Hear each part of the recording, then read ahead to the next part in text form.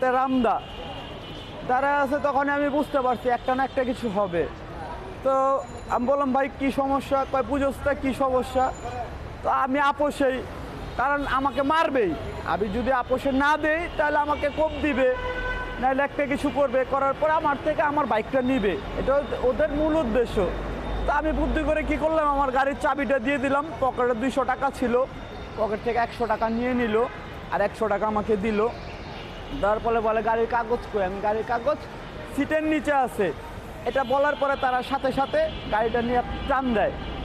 টান দেওয়ার পরে তখন বাজে মেবি আপনার 12:45। তখন আমি রাত্রে তারপরে আমি 999-এ ফোন করি। 999-এ ফোন করার পরে তাৎক্ষণিক আমাকে এসআই সুমন ভাইয়ের নাম্বার দেওয়া হয়। তো এসআই সুমন ভাইয়ের সাথে আমি যোগাযোগ করি। যোগাযোগ করার পরে আমাকে বলতেছে আপনি আসলে বাইপেল আসেন।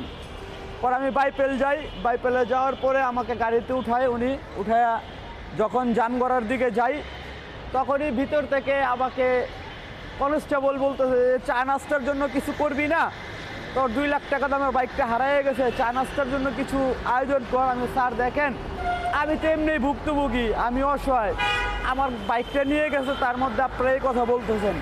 ভিতর থেকে সুমন স্যার বললো যে এটা 20,000 টাকা দিতে হবে, নাহলে কোনো কাজ হবে না। তখনই আমি গাড়িতে হাউমাউ করে কান্না করলাম যে আমি এমনি ক্ষতিগ্রস্ত, আমি পাঠাও চালাই, আমার কাছে আপনারা 20,000 টাকা আবদার করতেছেন, আবার তো দেওয়া সম্ভব না। তার 5 মিনিট পরে তার সামনে দিয়ে আমার বাইকটা নিয়ে যাইতেছে। আমি বললাম সুমন স্যার ওই যে আমার বাইকটা নিয়ে যাচ্ছে, আমার বাইকটা ধরেন। কয় তোর বাইক ধরবো বাইনচোর, তোর জন্য কি আমরা জান দিব নাকি? তো বলেন এটা কি কোনো কথা?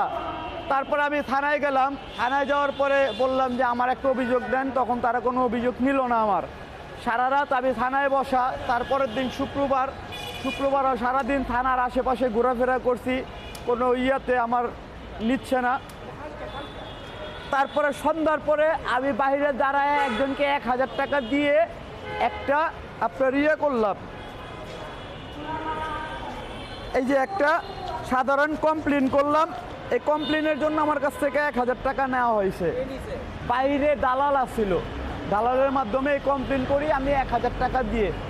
তারপরে আমি ওসি স্যারকে যেয়ে বলি যে স্যার, আমি সরাসরি ওসি স্যারের রুমে গেছি। যাওয়ার পরে বললাম যে স্যার এই বিষয়ে সুমন স্যারকে বললাম বাইকটা ধরতে, বাইকটা ধরলো না, উনি আমার কাছে 20,000 টাকা আবদার করছে। আসলে দেখেন এটা আমাদের সিস্টেম। তখন আমাকে সাথে সাথে আবু তালেবের নাম্বার দেওয়া হইলো, নিচে আবু তালেব লেখা আছে, এই যে আবু তালেবের নাম্বার এটা দেওয়া হইলো। আবু তালেব স্যারের সাথে যোগাযোগ করলাম। আমি জিরাবো যায়া, বাইপেল থেকে আবার জিরাবো গেছি। জিরাবো যায়া তার সাথে দেখা করলাম। দেখা করার পরে বলে ভাই আপনার 2 লাখ টাকা দেওয়ার বাইক, আপনি যদি 20,000 টাকা খরচ না করেন তাহলে কীভাবে কী হইব? এর তো আপনার আমাদের দ্বারা সম্ভব না, আমাদের গাড়ির তেলের খরচা আছে, অনেক খরচা আছে। তখন আমি আবার 999-এ ফোন করে বিষয়গুলো জানাইলাম সব কিছু, যে স্যার আমার কাছে তারা টাকা দাবি করতেছে। আমি সরাসরি 999-এ ফোন করছি, ফোন করে জানলাম স্যার আমার কাছে তারা টাকা দাবি করতেছে, আমি টাকা দিতে পারি নাই বুঝি আজকে আমার বাইকটা ধরা হয় নাই।